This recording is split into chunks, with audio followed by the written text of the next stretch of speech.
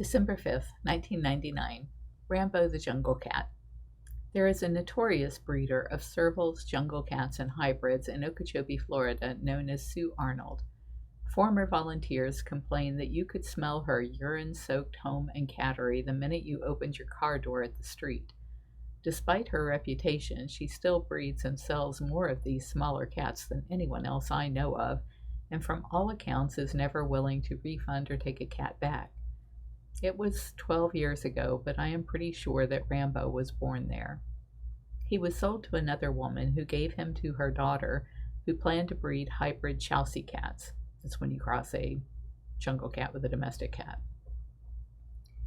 When this breeder/dealer died, she had a tiny chain link enclosure on concrete in her backyard with 2 jungle cats and 2 domestic cats, cordoned off into even tinier cells.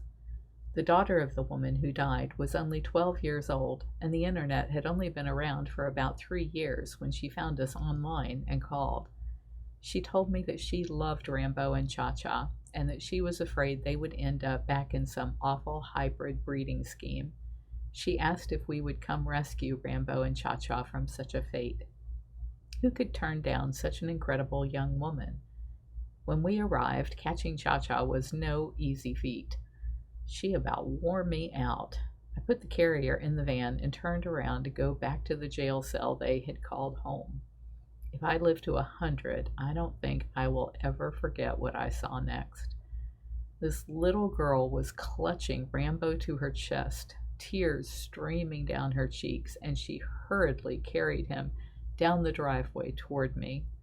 You could just tell that she couldn't get these cats to safety fast enough. It made me cry. I opened the carrier for her to gently put Rambo in. She said her goodbyes, and Rambo and Cha Cha were finally on their way to a place where they would never be exploited again. A few months later, the little girl talked her family into driving up from South Florida to see Rambo and Cha Cha. I was so proud to be able to show her the wonderful life her precious friends had now, thanks to all of the wonderful volunteers here.